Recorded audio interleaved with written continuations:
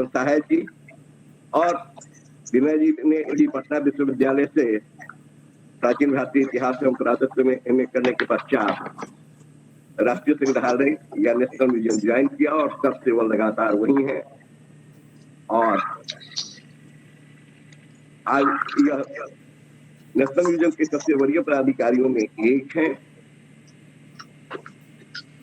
विनय जी ने इधर लगातार कोरोना काल में भी नेशनल म्यूजियम में अनेक काम किए हैं और नेशनल म्यूजियम में ये जो काम हो रहा है उससे संबंधित उन्होंने अनेक गैलरी इधर लगाया है। म्यूजियम के संबंध में इन्होंने काफी काम किया है। हम उम्मीद करते हैं कि विनय जी के इस व्याख्यान से जो अभी गैलरी लग रहा है और जो इसका उद्घाटन नहीं हुआ है उसके बारे में भी ये बताएंगे। तो सच पूछिए तो हम लोग घर बैठे उनके द्वारा किए गए कार्य नेशनल म्यूजियम अगर हम अभी नहीं जा भी पा रहे हैं तब भी हम यहीं बैठे हुए उनके द्वारा लगाए गैलरी को हम देख पाएंगे।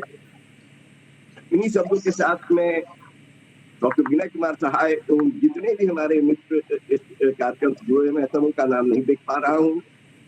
सुनीता ने कुछ लोगों का नाम बताया जिसमें उन्होंने संजीव जी का नाम बताया, डॉक्टर माधवी अग्रवाल का बताया, बीपी समाज का नाम बताया।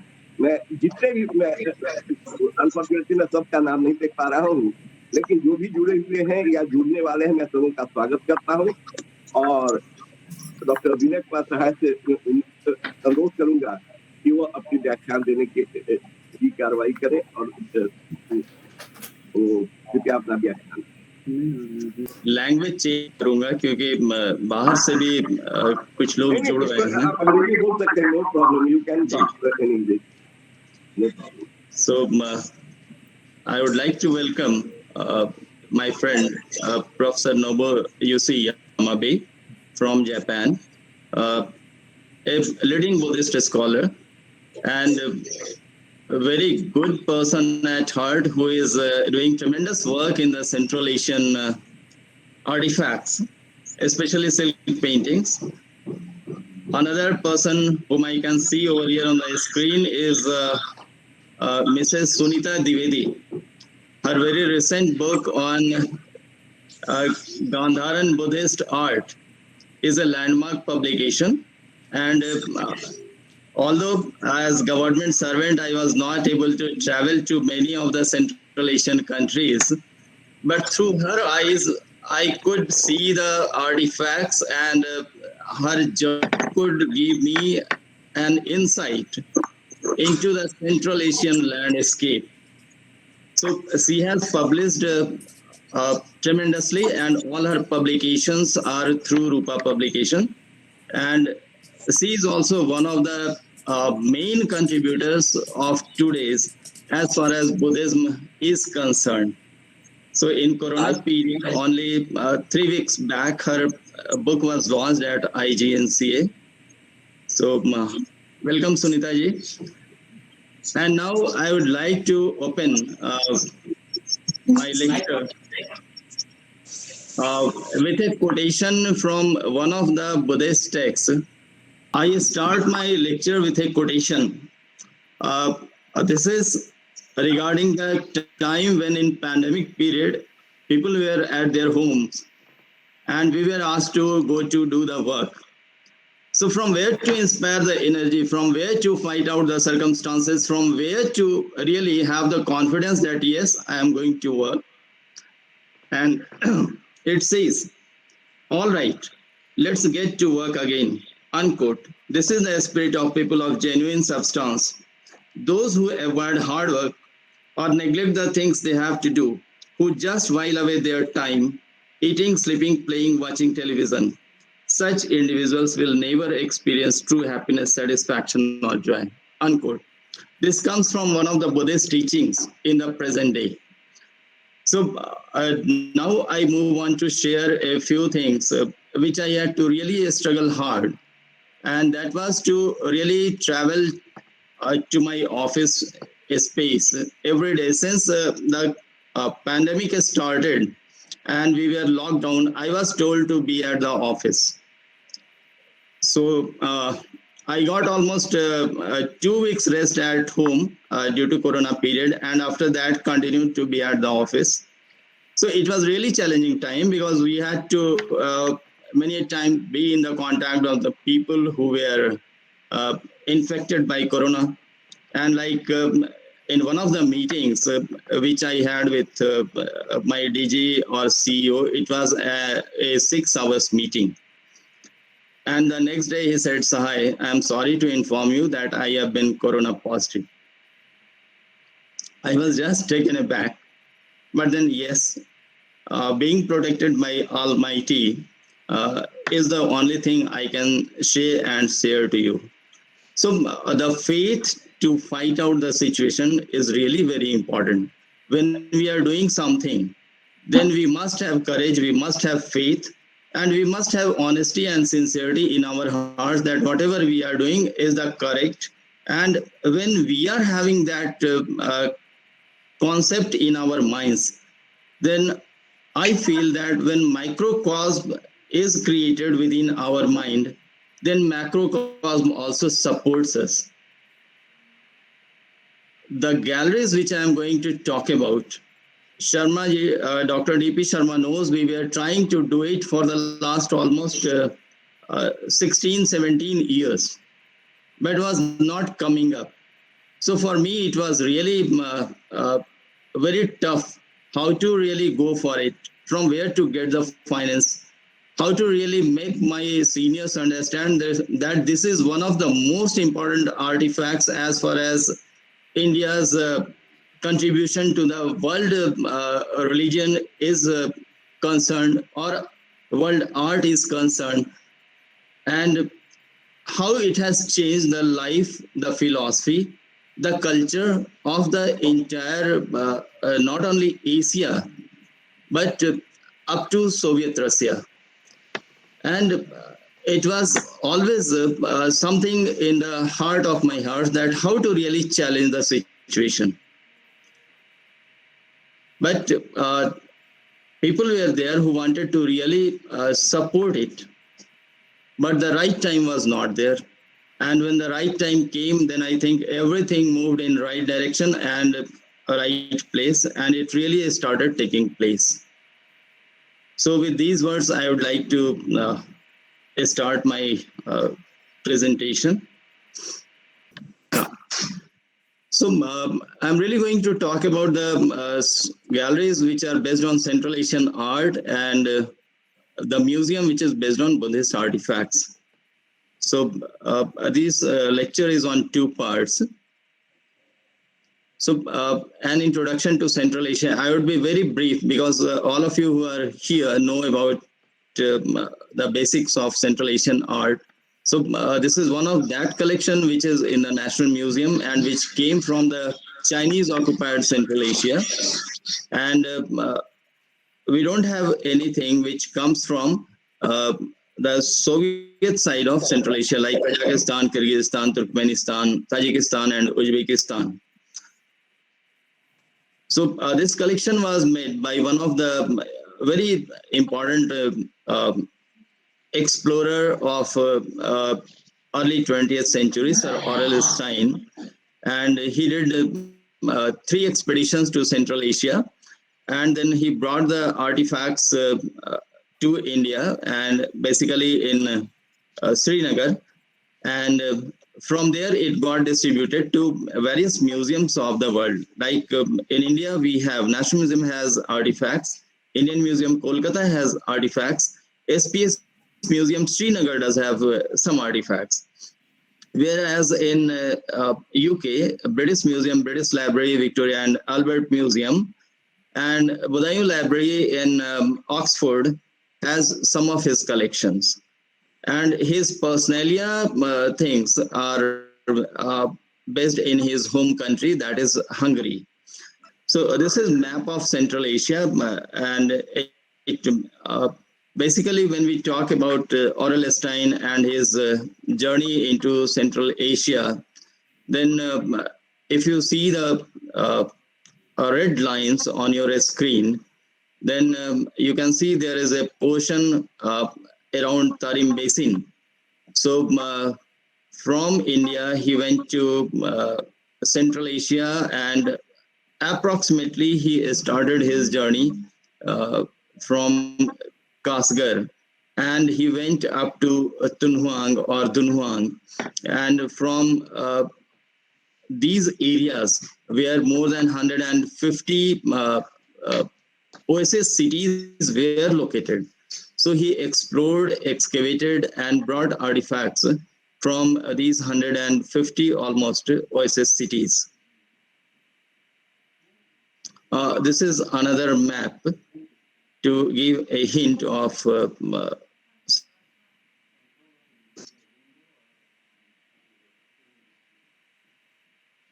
this is another map. So he was basically collecting artifacts from the routes which were escorting Taklamakan Desert. And scholars who have visited to Central Asian galleries, one of the leading scholar right now is Professor Lokesh Chandra. So we were discussing some of the feasibilities or some of the artifacts very recently. So he is looking at the artifacts, and we are discussing certain things. And another scholar, if you can look at a lady in almost what should I say, in sorry, she is almost on the fourth position from Lokesh Chandra's side. She is Stella Klimberg Salter. So we are discussing the nuances of Central Asian art. Another person who visited very recently, Professor Romila Thapa. So we are just showing her the artifacts, trying to understand its importance in today's scenario. And the scene which you are seeing is going to be the third gallery of Central Asian art in National Museum, where we are going to have almost 80 silk paintings from Dunhuang to be displayed. This is the erstwhile gallery of Central Asian art on National Museum's first floor. Then Susan Whitfield, another scholar and really leading lady in Central Asian art and former director, international director of IDP project at British Library. And a group of scholars who were visiting when the corona was breaking in India just 1 week before that. All of them are textile experts from New York and Switzerland. So just discussing about the artifacts, and they're displaying a pattern. Now another person which people who were associated with festivals of India might recognize, Mr. Rajiv Sethi, who mounted a very big exhibition in Metropolitan Museum on Central Asia. Then this is the game changer which I wanted to share with you. If you look at the background, then you can see that wooden frames are there, and along with former Minister of Culture, Mr. Mahesh Sharma, the then Secretary Culture, Mr. Raghavendra Singh is there with him in aspects, and Dr. B.R. Mani is there, and along with them is the Director General of CPWD. So we were trying to understand that if we wipe away all these wooden structures, then how we are going to redo the gallery. And this is one of the massive things which I really wanted to share with all of you. Sharma ji, Dr. D.P. Sharma and K.K. Sharma ji would be remembering these structures. So now this is the gallery plan. Gallery 1 is dedicated to key gallery, where we would be having artifacts from some of the important sites of Central Asia to give a feel of the Central Asian artifacts. Like we would be having some artifacts from Dunhuang, some artifacts from Astana, some artifacts from Khotan, from Nia. All these are very important sites in Central Asia. gallery 2, about which I was saying is going to be the game changer, is the gallery which is having wall paintings from Basic Click, one of the very important sites, and from where when you will see the hugeness of wall paintings, then you can understand that why I am saying this. So in a nutshell,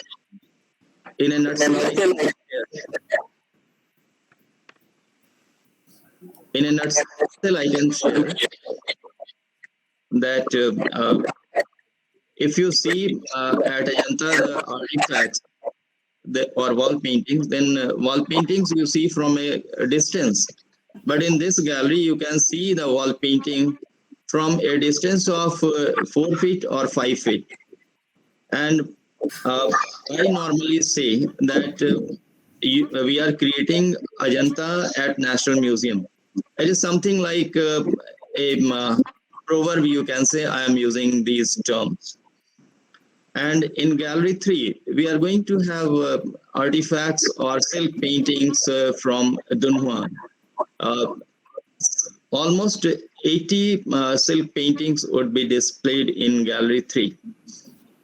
And in Gallery 4, we are going to have a mixed kind of artifacts, which would be showcasing wall paintings which are not displayed in Gallery 2. That is all the wall paintings which are from other sites of Central Asia, like famous paintings from Miran, from Toyuk, Karakoto, and other artifacts of daily uses would be displayed in Gallery 4. So this is the whole composition of the galleries which are given to Central Asia. And the total area would be somewhere around 18,000 square feet, which has been given to Central Asia. So we have 4 galleries earmarked for Central Asian antiquities.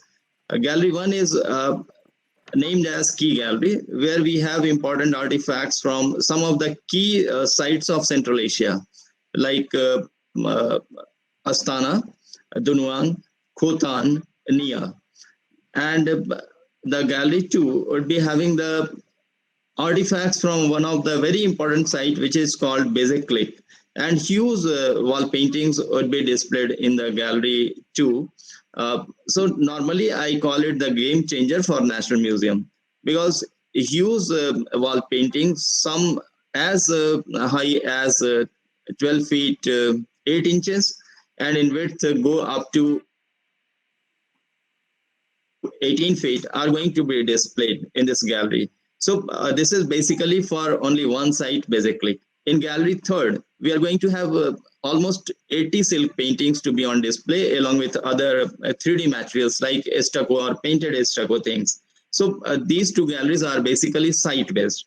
And in Gallery 4, we are going to have artifacts which are from various other sites, but don't have in quite good number at National Museum. So we are going to mix the artifacts of different sites and make it available or make it visible to public in Gallery 4. So like it would be having wall paintings from Miran, and people who know the wall paintings of Miran, they are amazed when they see it, because one of the iconic figure which is in the National Museum is a Buddha with his 6 disciples. So these artifacts came from Miran and would be on display in Gallery 4. So the Key Gallery presents an overview to Central Asian collection, and these would be having objects from Dunhuang, Astana, Khotan, and Nia. Now, telling a little bit about Dunhuang, it is in the northwestern China and in Gansu province. It was one of the most prominent oasis cities and once sat on a critical point of Silk Road. This site is also known as Dunhuang. The Mogao Caves, which is the main attraction of the area and is the prime site of attention for archaeologists, scientists, and historians. The caves comprises hundreds of Buddhist grottos, and normally in China, they call when there is a group of Buddhist caves, they call it thousands of caves or thousand caves. Various artifacts have been found in these caves, and Aurel Stein brought most important collection from here.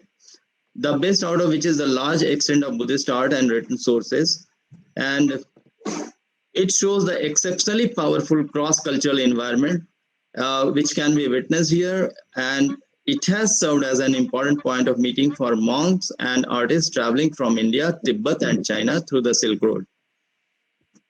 Numerous findings indicate the impact that Indian Buddhists had over the Chinese culture, which here transformed into the Seri-Indian art with the base of regional influences.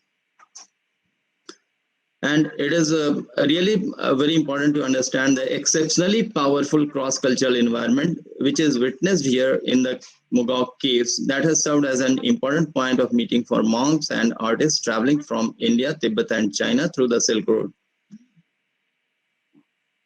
Now, this is a main building of Mogok caves or facade of Mogok caves, Dunhuang. It's very impressive. Now, on the screen, if you see the scrolls on the left-hand side on your screen, then it is the findings of Sir Aurel Stein, which is shown over here. Then some important cave has been shown along with the manuscripts in the foreground. And then another important person, Mr. Wang, through which many things came to Sir Aurel Stein from Dunhuang.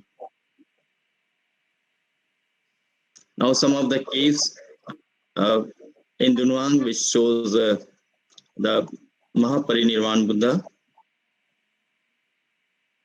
Then another important site is Astana, which is around 27 kilometers from Turpan in Xinjiang. And it was having the cemeteries, and more than 800 cemeteries have been found over here. And it was basically the center of burial practices, which followed the people of Gaochang who chose to depart their ancestors in a region with severely high temperature. The bodies used to be wrapped in silk, linen, and cotton clothes, and they were laid over an earthen or wooden bed with a pillow underneath their heads. They were also having funerary brick inscribed with their personal details, which was placed next to them. The paintings and murals were found beautifully painted over the walls of the tombs. Out of hundreds of tombs, various manuscripts, murals, and paintings have been excavated, and some of them contain various daily life goods like food, clothes, figurines. This is an overview. Is my voice cracking? No, sir. Okay. Yeah. So these were basically cemeteries which were underground, and these were something like a rat hole. So from the ground, you go almost 3.5 meters down into the ground, and there you find a chamber. And in that chamber, the dead were kept. This is a huge site. Then Khotan, which was once the capital of ancient kingdom called Yutian, and from Khotan we had a strong connection since the times of Ashoka. And from the Ashokan times, we know that people from India settled down and established the Yutian kingdom in the 3rd century BC. And up to 6th century, Khotan became the prime reason for sericulture practices and producing the best quality of silk among the other regions on Silk Road. The important things which came from Khotan was jade, textile, camel, metals, and other precious minerals were second in the line of trade of Khotan. Discovery of various Buddhist sites and manuscripts in Brahmi and Kharosthi scripts are evidence of Buddhist practices and a study of Buddhism in Sanskrit. And very recently, a site which is called Sampula, very close to Khotan, has thrown some of the very important carpets which are having some of the faces or some of the depictions which scholars are really trying to decode. Many people say that it seems like a scene from Mahabharat, identifying some of the characters with Krishna. But yes, still the doubt persists. So you can see the article in one of the journals of INSA, or if you look at the latest publication of an international magazine called Hali, then you can see that article in that magazine Hali, which is written by Hang Jae. Now, I move to the insights, or show you some of the things which we are placing right now or have placed right now in the key gallery.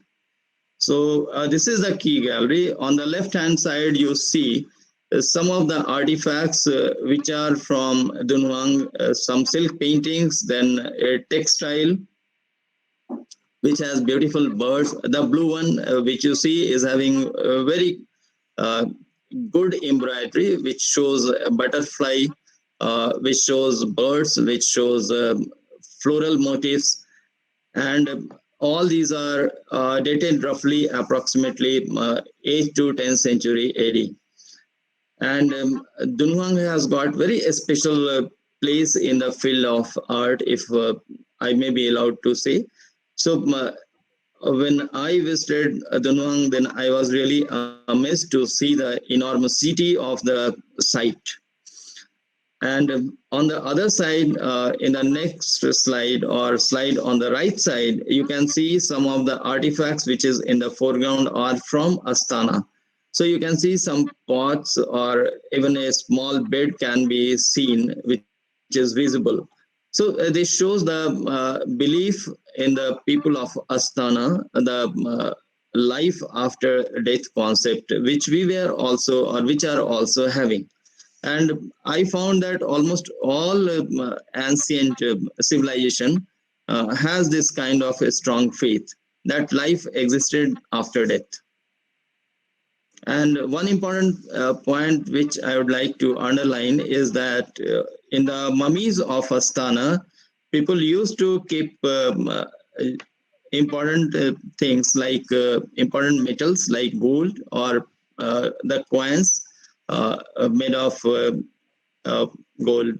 And basically, the tomb looters were the first to notice it, and when they started looting it, and then the people came to know about it, then not only it came out into the public knowledge that great numbers of tombs are there, and in which precious objects or precious things are kept. This is another view of the key gallery. So when the lockdown was happening, then we were working into doing this gallery. So the ceiling was done. The false ceiling, which was already existing, we got it removed, and then we redid the ceiling, and then went for the showcases. And when you see, or when you are seeing these silk paintings, then all the silk paintings are nicely conserved, and they are having special museum glasses, which are anti-reflective, which are which have UV protection, and which are laminated. And if you see the lights, then we are using special lights or projected lights. So you have a feel that light is coming from inside the painting itself. It's not like it's coming from outside. So these are some of the things which we try to do, or which we are doing in the these galleries, to give it a very strong aesthetic appeal to the visitors. Still, we are finishing it. We have not yet finished it, but along with it, we are going to have QR codes placed with all the antiquities. That would be number one. Number two, there would be tablets for the benefit of people or youngsters who are much more gadget savvy now, so that they can have sufficient information at their hands. And now if you look at the slide number 2, or the slide which is on your right hand side, then you will see or you see a huge showcase. So this showcase is going to have 3 animal figurines which is from Astana, and they are called tomb guardians. So the tomb guardians are going to be placed into it, because I had at one point of time working with only 2 persons, and one was a data entry operator, other was an attendant. So the collection was like huge and spread out in various galleries of the museum. So I really used to pray to those tomb guardians that please take care of the artifacts as you had taken care of the tombs in Astana, because this is now your domain. At this point of time, I would like to recall one of the beautiful quotes which I came to know of Mrs. Krishna Ribu, a textile expert who was based in France, Indian. But she always used to worship before she used to enter into her studies. And she was having such a profound presence in the art world that Hermitage shared with her some of their textiles. That is, Hermitage collection was personally shared to her so that she can study those at her own studio or at her own apartment.